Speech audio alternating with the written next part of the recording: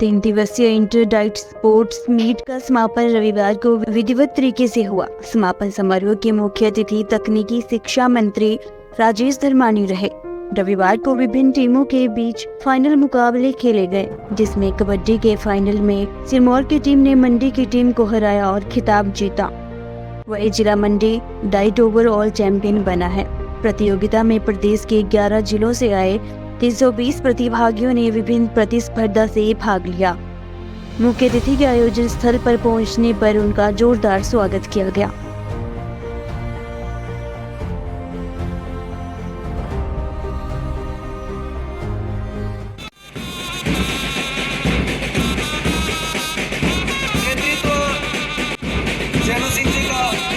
सबसे आगे सभी डाइट परिवार के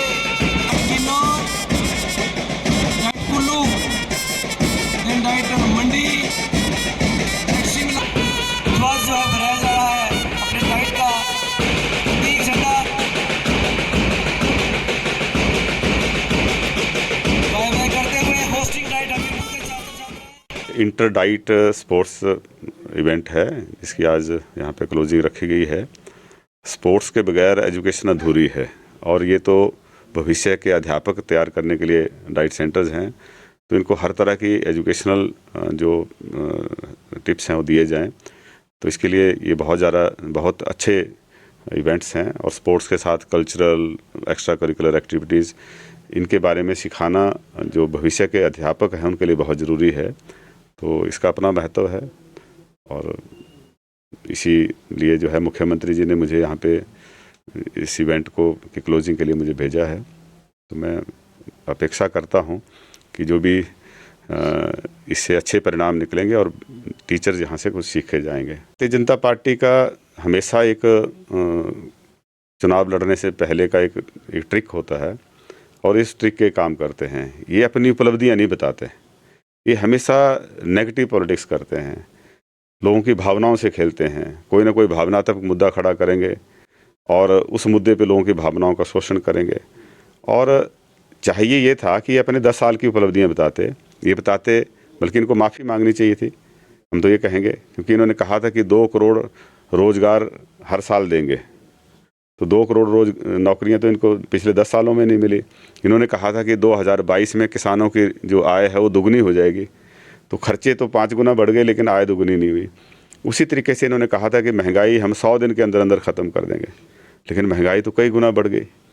ये सब इसलिए है श्वेत पत्र का ढोंग जो है, ताकि लोगों का ध्यान भटकाया जाए। कांग्रेस 10 साल पहले शासन में थी और कांग्रेस ने जो कुछ किया, हालांकि बहुत अच्छी नीतियां हैं, उन्हीं नीतियों को इन्होंने आगे अपने नाम से जो है वो प्रसारित करने का काम किया है। नई इनकी कोई उपलब्धि नहीं है, लेकिन उसके बावजूद भी उसके बाद 3 इलेक्शन हो गए। हमने जो जनता को ठीक लगा उन्होंने फैसला दिया, लेकिन हिंदुस्तान की जनता इस समय सरकार से अपेक्षा रखती है कि अपनी उपलब्धियों का श्वेत पत्र जारी करती।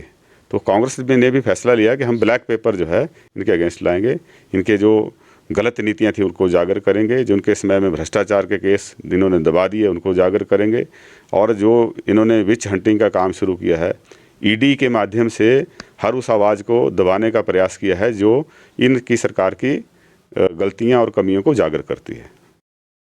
14,000 करोड़ में से लगभग 11,000 करोड़ तो उनके समय का है, क्योंकि जो क्लोज फाइनेंशियल ईयर 31 मार्च 2023 को क्लोज हुआ, उससे पहले लगभग 11,000 करोड़ के ऋण लिए गए हैं। और उन्हीं के टाइम का जो सप्लीमेंट्री बजट था उसको हमने पास किया, जो एक्सेस में खर्चा हुआ, जो इन्होंने बिना सोचे विचारे कई सैकड़ों इंस्टीट्यूशन खोल दिए और गवर्नेंस नाम की कोई चीज़ नहीं थी, रेवड़ियाँ बांटने का काम किया। आपने देखा होगा कि इलेक्शन से पहले अपने पॉलिटिकल एजेंडा को सेट करने के लिए स्वर्ण जयंती स्वाधीनता समारोह मनाए गए। वो कहने के लिए तो स्वतंत्रता की आज़ादी के हमारे 75 साल पूरे होने पे मनाने थे, लेकिन हमने कई जगह देखा कि उसमें भारतीय जनता पार्टी के झंडे लगाए गए, वो भारतीय जनता पार्टी के प्रोग्राम बन गए। तो कागजों में तो वो स्वाधीनता समारोह थे, लेकिन व्यवहारिक तौर पे वो भाजपा के कार्यक्रम थे। तो भाजपा ने अपने राजनीतिक एजेंडे को सिद्ध करने के लिए सरकारी पैसे का दुरुपयोग किया। उस पर हमने रोक लगाई है। और लेकिन सरकार का दायित्व है जब क्योंकि सरकार पार्टी की नहीं होती है, पार्टी के लोग तो संचालन करने के लिए किसी विशेष पार्टी के जीत के मेजोरिटी में जाते हैं, उनकी सरकार बनती है, लेकिन सरकार कंटिन्यूटी में होती है। तो उनके समय की जो लायबिलिटीज़ थी उनको हमने रेगुलराइज किया है सप्लीमेंट्री बजट के माध्यम से। तो ज़्यादातर पैसा जो है उन्हीं के समय की जो लायबिलिटीज़ थी उसको क्लियर करने के लिए वो लोग